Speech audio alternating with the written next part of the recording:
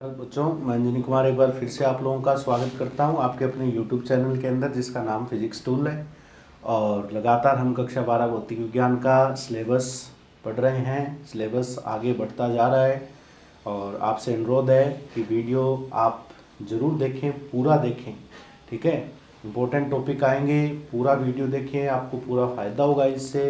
और शेयर करें, ये बात मैं बार बार कहता हूँ आपसे। जब तक चैनल शेयर नहीं होगा हमें ऊर्जा कैसे मिलेगी। तो चैनल को शेयर कीजिए और सब्सक्राइब करवाइए ज़्यादा से ज़्यादा, ताकि इसी उत्साह से हम आपके बीच में काम करते रहें और इस समय का पूरा फ़ायदा उठाइए। चलिए, मैंने लास्ट वीडियो में श्रेणीक्रम संयोजन के बारे में चर्चा की थी, सेलों के।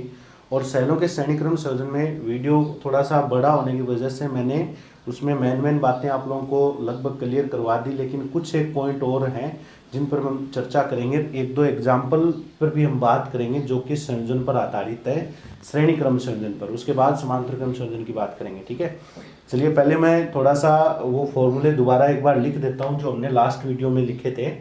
आपने सेलों के श्रेणी क्रम संयोजन की बात चल रही थी, मैं यहाँ नोट कर देता हूँ एक बार हेडिंग श्रेणी क्रम। ठीक है, संयोजन सेलों का ये ध्यान रखना, सेलों का श्रेणी क्रम संयोजन था। इसमें आपने ई तुल्य निकाला था, जिसको कुल विद्युत बल या प्रभावी कह सकते हो। ई तुल्य का मान आया था E1 प्लस E2। ठीक है, याद होगा। वीडियो लगातार देखने पड़ेंगे आप लोगों को इसके लिए, अगर बीच में मिस कर दोगे तो टॉपिक क्लियर नहीं होगा। तो अच्छी तरीके से इनको क्लियर करें और समझने की कोशिश करें, आराम से समझ में आ जाएंगे। ठीक है, और आर तुल्य आपने निकाला था, आर तुल्य आपने निकाला था जो कितना आया, R1 प्लस से R2 आया था, याद आ रहा होगा। ये तुल्य विद्युत वाहक बल का सूत्र है, ये तुल्य आंतरिक प्रतिरोध का सूत्र है। ठीक है, और प्रवाहित धारा निकाली थी। आपको पता है श्रेणी क्रम में धारा समान रहेगी, तो प्रवाहित धारा का मान ये आया था E तुल्य भाग capital R plus small r तुल्य। कोई भी संयोजन है सेलों का, श्रेणी क्रम हो चाहे समांतर क्रम हो, अपने को ये तीनों चीजें निकाल कर बतानी पड़ेगी। वो डिपेंड करता है कि परीक्षा में क्वेश्चन किस प्रकार का आता है। कई बार ये दोनों बातें पूछ लेता है, ये नहीं पूछता है, कई बार ये पूछ लेता है। तो कोई भी हो, अपने को इक्वेशन तो वहां तक सोल्व करनी पड़ेगी। ठीक है, इक्वेशन को वहां तक सोल्व करेंगे तभी ये मतलब पॉइंट है वो क्लियर हो पाएंगे। चलो, अब मैं आपको एक दो बातें और आगे चर्चा करूंगा। देखो, मैं यहाँ पर कुछ स्पेशल पॉइंट ले लेता हूं, ये स्पेशल पॉइंट्स। ठीक है, पहला पॉइंट तो ये ध्यान रखना कि सेलों का जो श्रेणी क्रम संयोजन है, उस संयोजन में जो तुल्य विद्युत वाहक बल का मान है, वो तुल्य विद्युत वाहक बल का मान दिखाई दे रहा होगा ऊपर से आपको। ठीक है, तुल्य विद्युत वाहक बल का मान जो है वो E1 प्लस E2, यानी दोनों सेलों के विद्युत वाहक बलों के योग के बराबर होगा। दोनों सेलों के विद्युत वाहक बल के क्या होगा, योग के बराबर होगा। ठीक है, और जो प्रतिरोध है उसका मान, दोनों जो ये प्रतिरोध है उनके योग के बराबर होना है। ठीक है, अब थोड़ा सा ध्यान देना आप लोग इस बात पर। अगर मैं आपसे एक बात ये कह दूं कि अगर ये तो हमने दो सेल जोड़े, यदि n सेल जुड़े हों, कितने सेल जुड़े हों, यदि n सेल श्रेणी क्रम में संयोजित है या श्रेणी क्रम में जुड़े हैं। ठीक है, ये मैं दूसरा वीडियो बना रहा हूं श्रेणी क्रम संयोजन के लिए, सेलों के श्रेणी क्रम संयोजन के लिए। अगर n सेल जुड़े ना तो E तुल्य का मान ये आ जाएगा, क्या, E1 plus E2 plus dash dash En। ठीक है, n तक ये पद जुड़ते जाएंगे और R तुल्य क्या आएगा, और R तुल्य आ जाएगा R1 plus R2 plus dash dash Rn। ये आएगा R तुल्य का मान। धारा निकालना चाहते हो तो ये दोनों मान यहाँ पर आपको रखने पड़ेंगे, तो एक बड़ा सूत्र क्रिएट हो जाएगा। तो मैंने फिलहाल ये से बता दिया, बाकी धारा आप निकाल सकते हो। ठीक है, श्रेणी क्रम संयोजन की बात चल रही है। तो पहला ये इसमें पॉइंट याद रखना है, यदि n सेल कनेक्ट किए जाते हैं कौन से क्रम में, श्रेणी क्रम के अंदर, तो तुल्य विद्युत वाहक बल का मान ये होने वाला है और तुल्य आंतरिक प्रतिरोध का मान ये होने वाला है। उसके बाद में एक चीज मैं और बताता हूं आप लोगों को समझना, इस पर एक कंडीशन ये भी मिलती है कि जो आपको ये सेल दिए गए हैं, ठीक है, मैं ये कहूं कि यदि E1 E2 E3 जितने भी सेल हैं आपके पास, ठीक है, अगर मैं n सेल की बात कर रहा हूं तो n बार लिख देता हूं En, और मैं मान लेता हूं इसको E, दिखाई दे रहा होगा आपको, ठीक है, यहां पर लाइट का फोकस रहता है, थोड़ा सा दिखता है, चलो ठीक है। अब देखो मैंने ये एक शर्त, ये आपको मिलेगा परीक्षा के अंदर, कई बार ये कंडीशन पेपर में दे देता है अगला कि अगर जितने भी सेल है उन सब का विद्युत वाहक बल बराबर है, ध्यान देना, जितने भी सेल है उन सेल का विद्युत वाहक बल बराबर है, और कितना है, E है, कितना है, E, मतलब E1 का मान भी E है, E2 का मान भी E है, E3 का मान भी E है, E4 का मान भी E है। इस प्रकार जो n सेल आपने कनेक्ट कर रखे हैं उन सब का मान क्या है, E है। तथा आपको ये भी कह दें साथ साथ कि R1 R2 R3 इन सब का मान भी बराबर है, और मैंने कितना मान लिया, R माना, कितना माना, R माना, तो देखो क्या आएगा, ये चीज समझ में आ रही है आप लोगों को, प्रतिरोध भी, आंतरिक प्रतिरोध भी बराबर है सभी सेलों का, ठीक है। तो जो ई तुल्य निकालो क्या आएगा, तो ई तुल्य ये बन जाएगा ई प्लस ई, कितने बार आएगा ये, n बार आएगा, तो ई तुल्य का मान क्या आ जाएगा, मेरे हिसाब से n e आ जाएगा।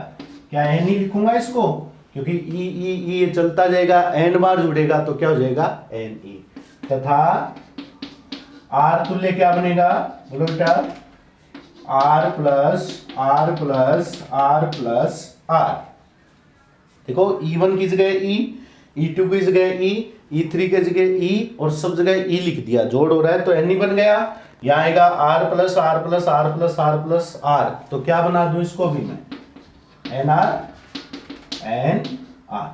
ये तुल्य आंतरिक प्रतिरोध का सूत्र हो गया, ठीक है। और धारा निकालना चाहो तो क्या आएगी, और प्रवाहित धारा, ठीक है, तो छोटे छोटे मान लिख सकते हैं, I बराबर E तुल्य की जगह रख दो NE, धारा E तो है, E तुल्य की जगह क्या रख दिया, NE, कैपिटल R तुल्य की जगह क्या रख दिया, NR।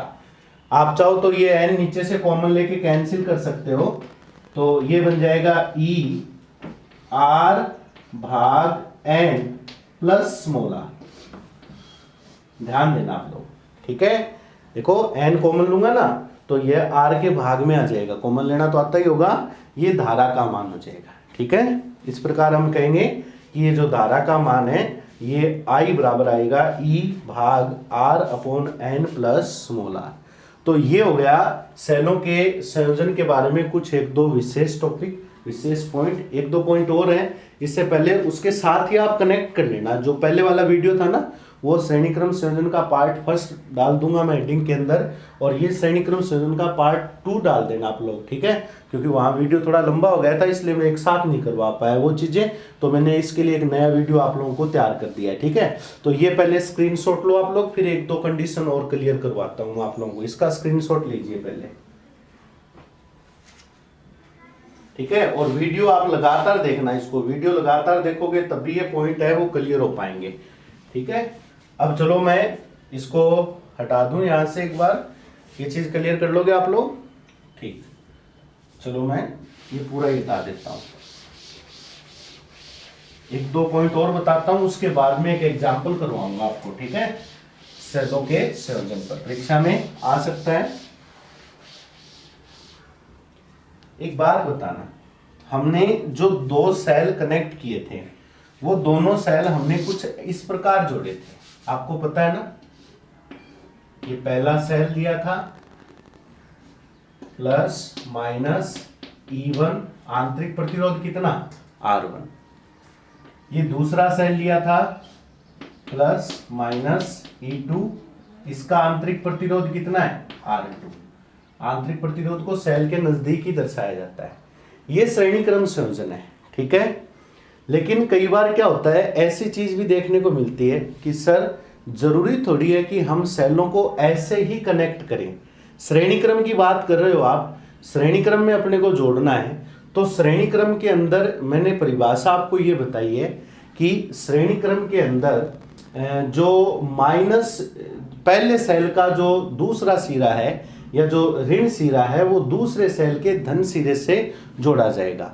कई बार यही सेल, इसी प्रकार ये जो सेल हैं, इन्हीं सेलों का जो संयोजन है वो आपको कुछ इस प्रकार भी देखने को मिल सकता है। कई बार किसी एग्जाम्पल के अंदर आपको इस प्रकार में क्वेश्चन में देखने को मिल सकता है। ऐसे भी सेलों का संयोजन अगर आपको दे सकता है किसी क्वेश्चन के अंदर। अब देखो इसमें अगर मैं बात करूं तो इसमें आप क्या देख रहे हो कि इसके अंदर तो प्लस माइनस, फिर माइनस के साथ प्लस, फिर माइनस सिरा जुड़ा हुआ है, और इसमें क्या माइनस के साथ मैंने माइनस जोड़ दिया।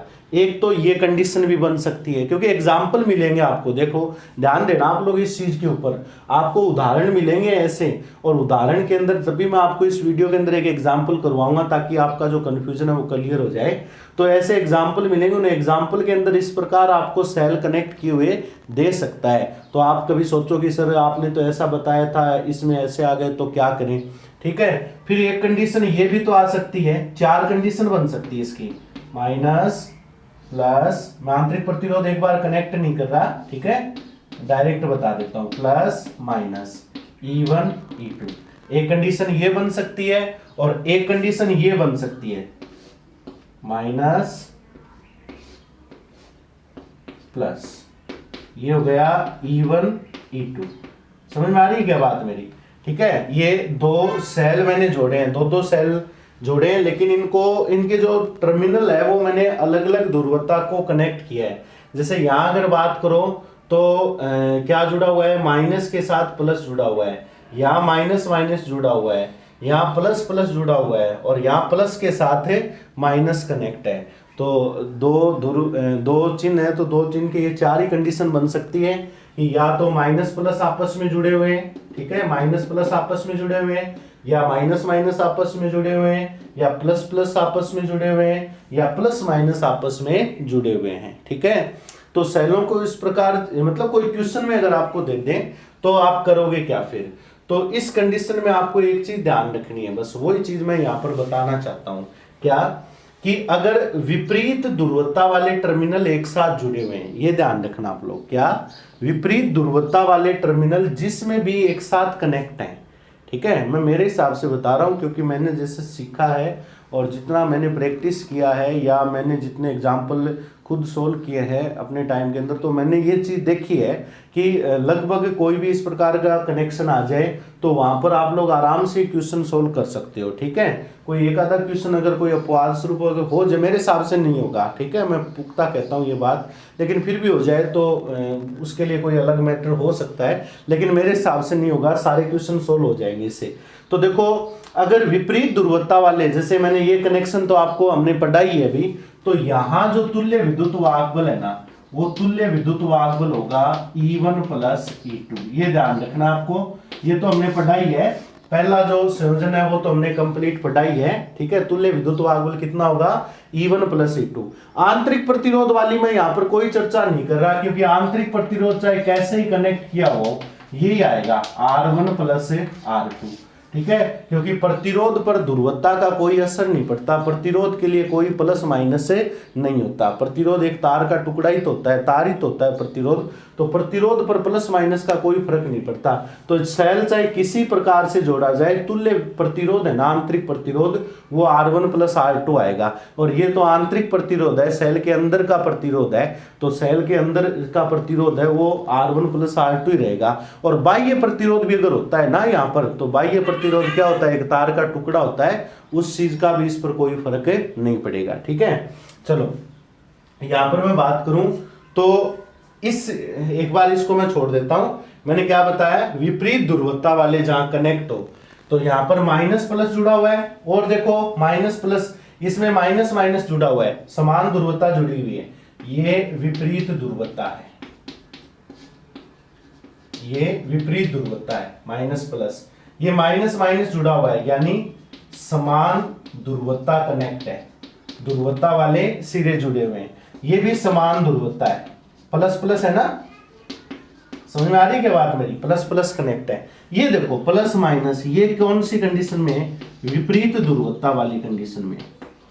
मैं आपसे एक बात कहूं, मैं आपको, चाहे आप करो कैसे क्वेश्चन, लेकिन मैं आपको एक तरीका बता रहा हूं, आप इस तरीके से करके देखना, क्वेश्चन सोल्व हो जाएंगे।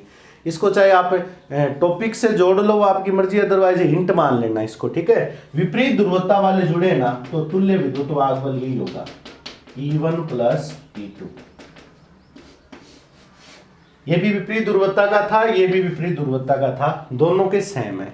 लेकिन जब समान ध्रुवता वाले आपस में कनेक्ट हो जाएं तो तुल्य विद्युत वाहक बल, इन दोनों कंडीशन में, ठीक है, इन दोनों कंडीशन में समान ध्रुवता वाले जब आपस में जुड़े हैं तो तुल्य विद्युत वाहक बल दो प्रकार से होगा, या तो होगा E1 माइनस E2, क्या होगा, E1 माइनस E2, या फिर तुल्य विद्युत वाहक बल होगा E2 माइनस E1। ये याद रखना आप लोगों को, तुल्य विद्युत वाहक बल क्या होगा, या तो होगा E1 माइनस E2 या फिर होगा E2 माइनस E1। अब आप सोच रहे होगे सर इनमें से ऐसा कौन सा हमें सिलेक्ट करना है, समान ध्रुवता जब आपस में कनेक्ट हो संयोजन में तो हमें किस प्रकार इसमें से सिलेक्ट करना पड़ेगा, E1 माइनस E2 ले या E2 माइनस E1। तो आपको बता देता हूं, जो ज्यादा वोल्टेज, ज्यादा विद्युत वाहक बल वाला सेल है उसमें से कम विद्युत वाहक बल घटानी है। मतलब अगर E1 माइनस E2 लिख रहे हो ना तो इसका मीनिंग ये है कि E1 ज्यादा है और E2 कम है, समझ गए, तब मैंने E1 माइनस E2 लिखा है। अगर E2 माइनस E1 लिख रहे हो तो समझ जाना E2 ज्यादा है और E1 कम है। तो ये कंडीशन भी आप लोगों को एक स्पेशली तैयार करनी है, ठीक है, श्रेणी क्रम संयोजन पर डिपेंड जो भी क्वेश्चन है उनको सोल्व करने के लिए, ठीक है। तो पहले आप लोग ये चीज भी नोट करें, इसके स्क्रीनशॉट लें, फिर मैं एक एग्जांपल करवाता हूं जो कि आपकी किताब का एक उदाहरण है, लिख लिया, ठीक है। अब मैं एक एग्जांपल लेता हूं, किताब का उदाहरण है वो, ध्यान रखना उसमें इस चीज का, ठीक है। ये चीज आप लोगों को एक बार मैं इसको यहीं पर पढ़ा रहने देता हूं, ठीक है, उस उदाहरण के लिए। जैसे उस उदाहरण में ये दिया गया है कि एक सेल है 9 वोल्ट का, एक सेल है, इस प्रकार कनेक्ट किया गया है उस सेल को, और इसका जो विद्युत वाहक बल है वो 9 वोल्ट क्वेश्चन वाले ने दे रखा है, ठीक है। फिर उस क्वेश्चन के अंदर एक प्रतिरोध जोड़ा गया है 2 ओम का, और एक प्रतिरोध जोड़ा गया है, आंतरिक प्रतिरोध नहीं दिया इसमें, ध्यान रख लेना, आंतरिक प्रतिरोध नहीं दिया, एक प्रतिरोध जोड़ दिया 2 ओम का, और फिर एक सेल और कनेक्ट किया गया है, बाह्य प्रतिरोध है ये, आंतरिक प्रतिरोध नहीं दिया है, प्लस माइनस ऐसे ही कनेक्ट है उस क्वेश्चन के अंदर। और वहां पर जो वोल्टेज लिखी हुई, इसका विद्युत वाहक बल लिखा हुआ है बच्चों, वो लिखा हुआ है 6 वोल्ट। कितना लिखा हुआ है, 6 वोल्ट इसका विद्युत वाहक बल लिखा हुआ है इस सर्किट के अंदर। और यहाँ पर भी एक बाह्य प्रतिरोध इसने जोड़ रखा है, उस बाह्य प्रतिरोध का मान शायद 4 ओम दिया हुआ है। कितना दिया हुआ है, 4 ओम। और परिपथ में क्या पूछा गया है कि 2 आदर्श बैटरियों को 2 प्रतिरोधों के साथ श्रेणी क्रम में जोड़ा गया है, तो परिपथ में बहने वाली धारा का मान बताओ। आपको क्वेश्चन में क्या निकालना पूछा हुआ है, परिपथ में प्रवाहित धारा पूछी है, परिपथ में प्रवाहित धारा निकालनी है। अब देखो पहली बात तो ये क्वेश्चन वाला कह रहा है ये साफ साफ शब्दों में कि सेलों का श्रेणी क्रम संयोजन है। तो श्रेणी क्रम संयोजन कुल 4 प्रकार से हो सकता है, वो मैंने यहाँ कनेक्ट आपको बता दिया है नोट करके। फिर बात ये आती कि ये आदर्श सेल है। आदर्श सेल वो होता है जिसका कोई आंतरिक प्रतिरोध नहीं होता, ठीक है। लेकिन आपको पता है कि प्रकृति में आदर्श नाम की कोई चीज नहीं है, लेकिन हम उसकी कल्पना जरूर कर सकते हैं, क्योंकि कल्पना करने में हमारा कोई खर्चा नहीं लगता। तो आदर्श सेल की कल्पना की जा सकती है। तो यहाँ पर आदर्श सेल का पता कैसे चला, क्योंकि इन सेलों का आंतरिक प्रतिरोध हमें यहाँ पर नहीं दिया गया है। जो आंतरिक प्रतिरोध हम लिखते हैं ना R1 और R2, वो यहाँ पर कहीं पर दर्शाया नहीं गया है। ये 2 ओम और ये 4 ओम जो आपको दिया गया है, ये कोई बाह्य प्रतिरोध है। इनको मैं नाम दे देता हूं, बाह्य प्रतिरोध को हम R1 नाम दिया था ना, कैपिटल R1 और कैपिटल R2। इसको E1 नाम दे दिया और इसको क्या नाम दे दिया, E2 नाम दे दिया। देखो श्रेणी क्रम में अगर धारा की बात करूं, अब देखो किताब में कैसे किया है वो आप जानो, ठीक है, लेकिन मैं मेरे तरीके से काम से आपको बताता हूं ताकि आप कर सको। तो बताओ सेलों के या सेलों के श्रेणी क्रम संयोजन में, सेलों के श्रेणी क्रम संयोजन में प्रवाहित धारा, बोलो बेटा क्या पढ़ी है आपने, प्रवाहित धारा ये पढ़ी है, I बराबर E तुल्य भाग R प्लस स्मॉल r तुल्य पढ़ा है, ठीक है, ये सूत्र पढ़ा है, मैंने लिखा सूत्र।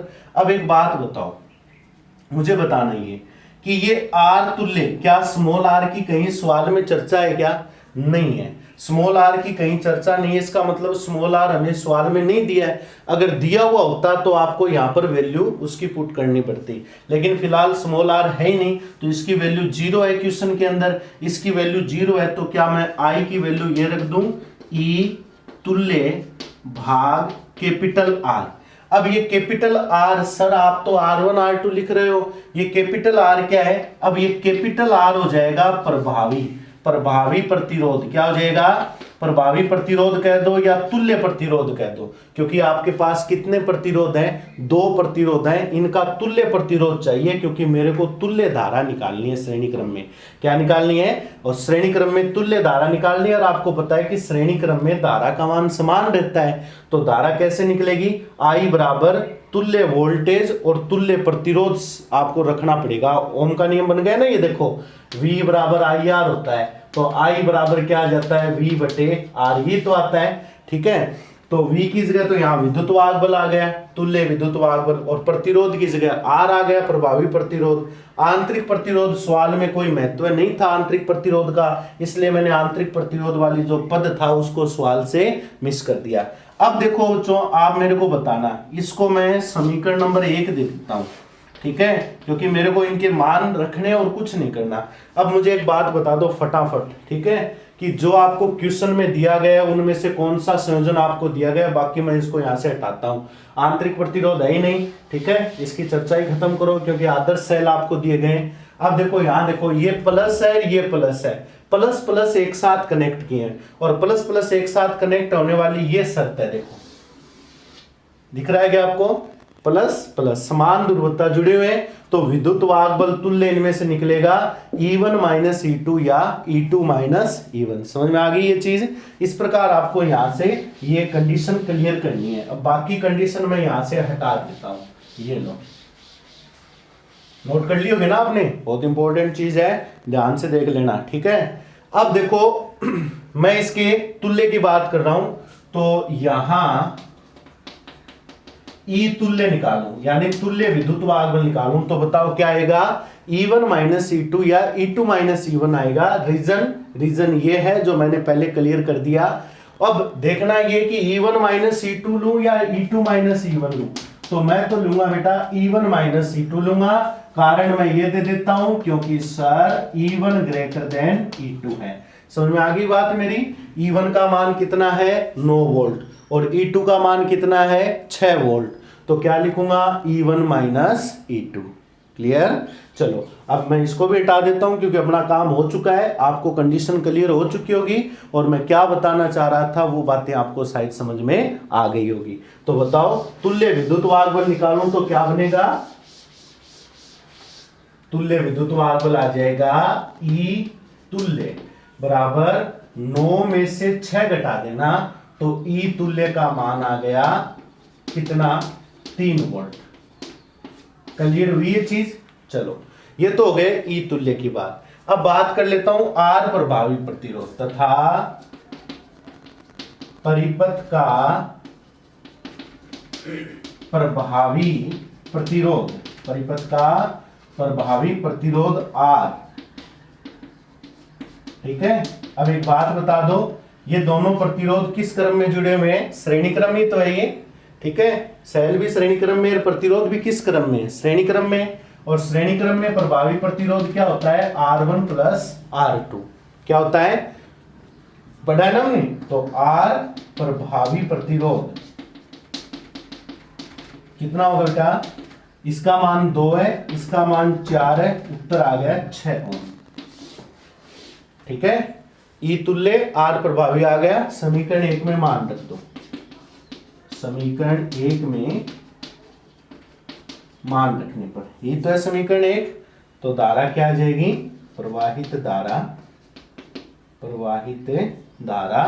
आई बराबर, ई तुल्य का मान 3, आर तुल्य का मान 6, आई बराबर आ जाएगा 1/2 यानी 0.5 एम्पियर। ये आपका आंसर होगा। ठीक है, इस प्रकार आप क्वेश्चन सॉल्व कर सकते हो। मैं क्या कह रहा हूँ कि मैंने प्रैक्टिस इतना, ऐसा ही होता है तभी मैं बता रहा हूँ।